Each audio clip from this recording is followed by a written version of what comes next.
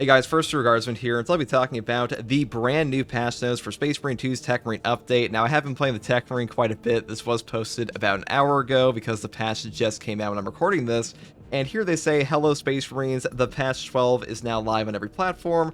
Read the complete patch notes down below, which we will be doing. Now they say, features that have changed since the PTS patch notes are flagged at this icon, and there are new features. So number one, we have the new class Techmarine. We are introducing a new playable class, the Techmarine, no duh. This mighty technician specializes in crowd control and area defense, handling multiple combat tasks simultaneously. This is primarily possible with his servo gun ability. When activated, it locks onto enemies in a line of sight and automatically fires at them while the Techmarine continues fighting in melee or range. Furthermore, the servo gun allows executing gun strikes without interrupting the other actions. The servo gun is quite powerful. There will be many more videos on Techmarine builds. He is definitely better than the PTS. I will say that, just like right off the bat. Now they say here are the changes from the PTS. So first off, they fixed the Furious Gunstrike Prestige perk not activating properly.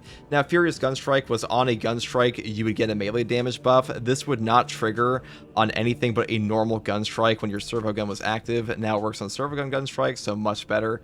Revive Surge Prestige perk has been replaced with Indomitable. You become invulnerable to damage while activating Tarantula Sentry Gun. That is an incredible perk compared to Revive Surge. Revive Surge is garbage, so I'm glad they did that. Next, I say Chained Headshots Prestige perk now correctly increases headshot damage. This is just the Acuity perk on the Tactical and one of the best headshot perks in the entire game, and I'm glad it's actually functioning properly. And Volatile Sentry Prestige perk damage boost increased from 40 to 1000%.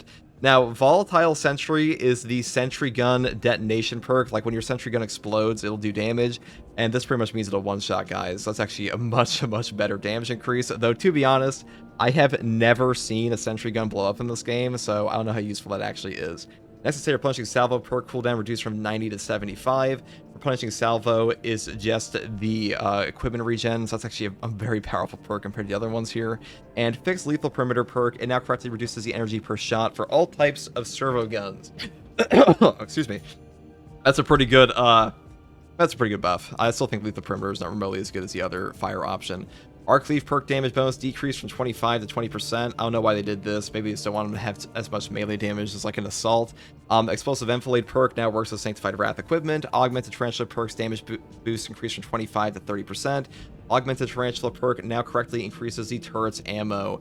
So this just buffs up your Tarantula Sentry Gun. That's a pretty fun perk for turret builds. And here they have Methodical Destruction perk now correctly debuffs enemies. Designated Target perk now correctly debuffs enemies. This is mostly bug fixes here, not as many buffs. Explosives Adept perk damage increased from 20 to 35%, and Lethal Perimeter perk is using 50% less energy per shot instead of 20. It's still not very good.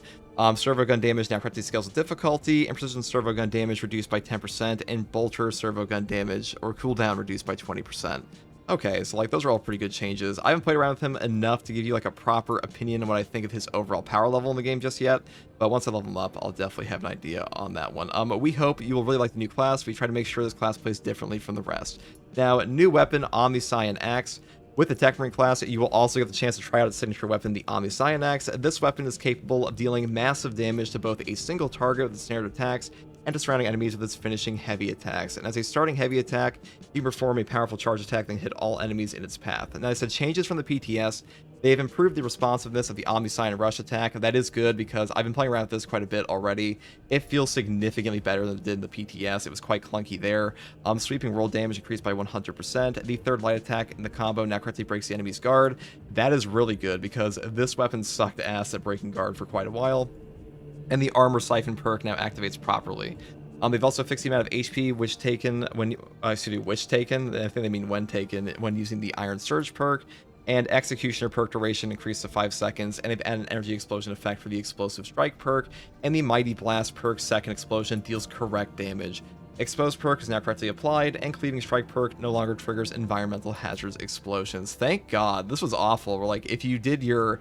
So there's one perk. Cleaving Strike will give you an AoE on your first light attack with like a cooldown, but what would happen is you would slam it down, and the AoE would detonate a bomb or like a barrel next to you and just blow you up. So that's a great fix. Probably the best fix here, to be honest.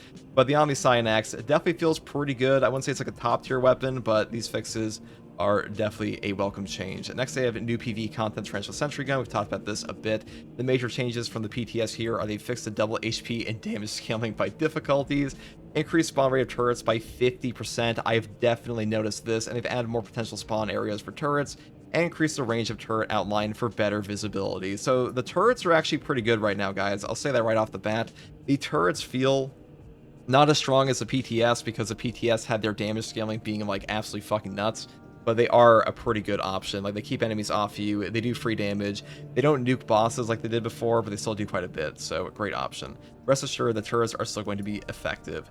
Now, they say a new PvE map, Disruption. Space Marine forces have been deployed to the hive city of Avarax. Their initial mission is to reinforce the overwhelmed Cadian defenses against a massive Tyranid swarm, and subsequently, they will enjoy an H-Dreadnought to eliminate the 1,000 Suns forces that have penetrated the city lower levels. I have played this a lot in the PTS. This is a pretty cinematic mission. I'm not sure if it's like my absolute favorite Chaos mission. The replayability is a little bit lower at times, but it is pretty good. New PvE equipment, Restorative Stims. The Restorative Stims are a new PvE healing equipment that has been added, encouraging aggressive playstyles. Upon use, it restores an initial small amount of health, and then a large amount of contested health over a period of time.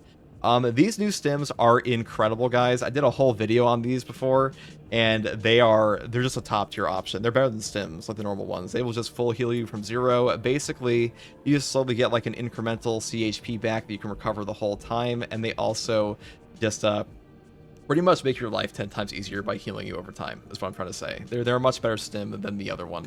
And the aggressive playstyle is definitely true, because you just pop them, just go into like any boss fight, and while they're active, it is very hard to die. A new customization feature, shared heads for PvE/PvP characters, and an option to pick any phase for PvE and PvP in the armor customization. Class restrictions no longer apply, i.e. you can equip Assault's head on the Heavy. Now, you do have to buy these in the Requisition store, or not the Requisition store, the Heroic store, but they're only like 400 accolades, so pretty cool option there. New tech feature, Siege Host Migration. Support host migration for Siege mode. If a crash ever occurs, the game will continue on a new server from the last save state. A new feature, voiceover selector, and an option to pick and customize voices for PvE and PvP characters. You'll find the voice selector in the Edit Armor menu of the Armory Hall. I've had this be a little buggy for me, but it is a nice addition. This also works for like the new DLC pack voice heads. And also here they have new battlefield conditions. 21 new battlefield conditions have been added to expand the variety of daily and weekly stratagems. This is definitely awesome. We like this a lot. And custom stratagems mode for PvE. Players can now create private matches with any combination of battlefield conditions. This allows players to customize their games, set their own stratagems, or simply enjoy some lighthearted carnage. New heroic items, and 3 new heroic weapons: the Argent Edge Combat Knife with the Fencing, Ultima Ratio Omniscient Axe Fencing type, and the Death Watch Heavy Bolt Rifle with Grenade Launcher. These are all pretty good. I don't think they buffed them up a whole lot. They said change from the PTS. Argent Edge riposte damage increased by 15%, or excuse me, not 15%, 50%, which is pretty huge because it was already pretty strong in the PTS, but now it's that much better. It's just free damage pretty much, so that's actually a great change. This also scales up with difficulty as far as I know. New DLC content, including the Season 2 pass, a Raven Guard Champion skin. This is one of the coolest in the entire game. Kakarodone's Chapter Pack. Unlike the other cosmetic packs, Kakarodone's cosmetic pack does not add a few new heraldry page to, or excuse me, does not add a new heraldry page to unlock the cosmetic items. Instead, the armor pieces will be automatically unlocked and added to your armor sets once you purchase the pack. Yeah, these ones are, it's a pretty cool cosmetic pack, but you know, Kakarodones, there's not like a ton of decals that you can add to them, so at least they didn't do that on this one. Not included in any season pass is 3 custom heads plus voiceover for PvEs as PvP characters with Space Wolves, Blood Angels, and Black Templars, and gameplay and balancing tweaks. This is the most important in my opinion. Number 1, tactical balance distribution. Both negative and positive effects are increased from 10 to 15%, and crack and penetrator rounds. All bolter weapons now deal 50% more damage on body shots.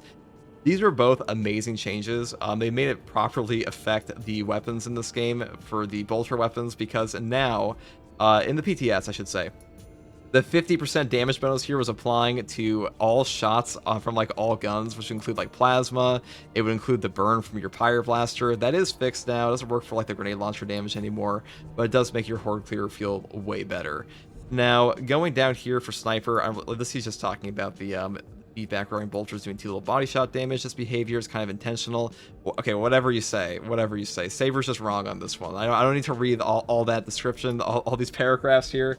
Saber is probably going to just be like, okay, it's very difficult to complete this for enemies. This is why the only skill element of ranged combat is to aim for the head. I mean, this is fucking nonsense, because the best weapons in this game don't require you to headshot anyways, for the most part, except for like bolt snipers. So, I mean, just buff up the body shot damage. You'll still get rewarded for the headshots. Okay. Anyways, whatever you say, Dimitri. Sniper, his changes here are efficient readiness, and now the effect lasts 5 seconds after deactivation. Ambush now forces stagger to the enemies, and vantage point and indication when ready. These are all pretty decent perk changes. I mean, ambush and efficient readiness are still pretty shit, but I mean, I guess now they're better than before. Assault got the best changes this patch, in my opinion. Squad cohesion effect is increased from 10 to 15%. Hammer of Wrath is now a prestige perk replacing Commendation. Commendation was god awful, so this change is incredible, and Commendation got removed, thank god, never return. Strong Strike is a new perk taking the original place of Hammer of Wrath. Taking an enemy with an attack after a jump pack dash, restores jump pack ability charged by 1. The cooldown is 10 seconds. This is one of the best perk changes that Assault has ever received, so amazing change here. And Wind Fury now works with all stances of the Power Sword. Firearms and PvE. Now, Bolt Rifle. Base damage increased by 10% for versions Drogo's Reclamation and Ophelian Liberation. This is just the ammo variant, which actually hits pretty damn hard here.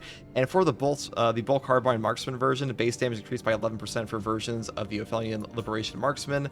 This is also the ammo variant on the Marksman Carbine. It actually does more damage now than the other version does, which is pretty crazy. And I think this one is personally my favorite because the ammo economy is way better.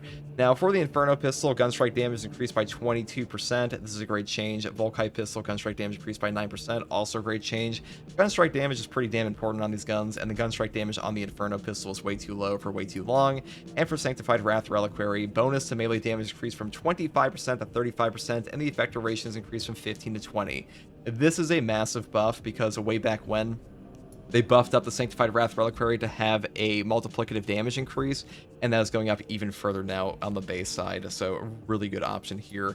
Melee and PvE, damage of all Artificer and Relic Balance type melee weapons was increased by about 15% on average. This was a huge buff to balance weapons, and they have also buffed up the damage of the Heroic Chainsword and Power Sword by 10%.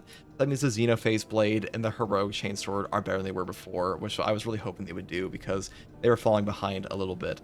PvP, fix restoring armor by hitting an enemy for the Power Axe, fix an issue with the third attack and the Power Sword combo dealing too much damage, and the blindness effect from shock grenades is decreased from 2 to 1.5 seconds. This has been an issue since the game launched, so great change there, I'm sure, for the PvP players.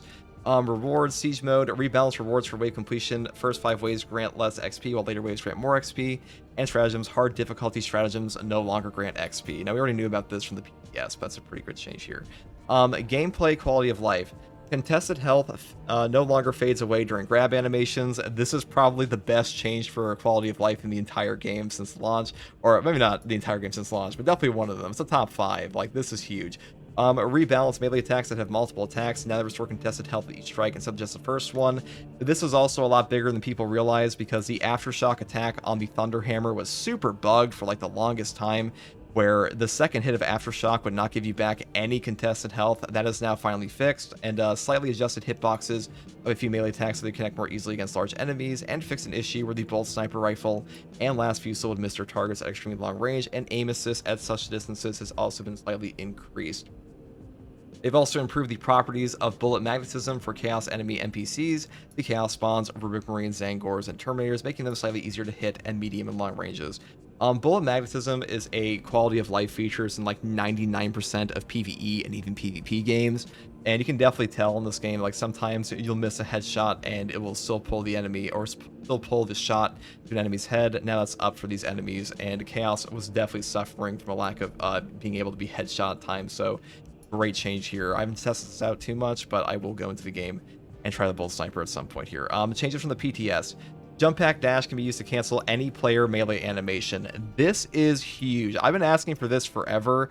This ups the skill cap of the Assault tremendously, and this puts him like pretty much in line with the Bulwark's animation cancel, because now if you take Commitment, you can cancel any animation in the game. This is a bit of a higher skill cap thing. I think most players aren't going to take advantage of this, so I would recommend like Zealous Blow and Amp Ammunition still, but this is huge. Like, this is a huge change from the other options. I wonder if, like, man, I'm surprised they actually did this. I've been asking for this for ages. Improved controls responsiveness, starts using jump pack dash attacks. Yeah, so right now I would say Commitment is the best option for a signature perk just based off of this. That is such a huge thing because that makes your entire gameplay loop on this class like 10 times safer. So incredible change here. Customization, add and update a few champion parts to the custom armor set pieces, add Ultramarine champion tabard to tactical. I went over all of these in a video if you were curious. I'll probably put that like the info card, but these are pretty good changes overall. It's not like super substantial, but it's pretty nice. They've also added the option to switch and apply heroic weapon skins to other weapons. This is super cool, though in the PTS, the Xenophase blade was not giving you the green effect, which did kind of suck. And lots of minor customization fixes for both Loyalist and Chaos. And change from the PTS, add 4 more shared customization slots, added missing unlock conditions for the Power Axe skins in PvP, and levels, lots of minor fixes and level geometry. Now enemies, lots of minor fixes to animations and general fixes. Plasma weapon perk fast venting now works, but this is all from the PTS and pretty minor. Now the final thing is tech. Cache fixes, general stability improvements, memory optimization, minor performance improvements, minor loading time optimization, and general connectivity improvements. And that's pretty much everything coming in Space Marine 2 Patch 12. I think all of these changes are good. The buffed up damage on balanced weapons is great, but like this change right here, jump pack dash canceling any player animation, this is probably the best change to any class in Space Marine 2 for like months. I don't think people realize how good this actually is, because Bulwark's main reason he is #1 in the game is because he has a guaranteed animation cancel for his melee attacks. That is still better than this technically, but I mean, this really ups the skill ceiling on this class tremendously, and I think that's such a good change. It doesn't take away anything from like lower level players playing the class, so really, really good option. I'm glad they did that. But let me know what you guys think about this. That's pretty much all I have to say in this one, and if you like content like this, subscribe for more, and as always, thank you for watching. Take it easy. Bye.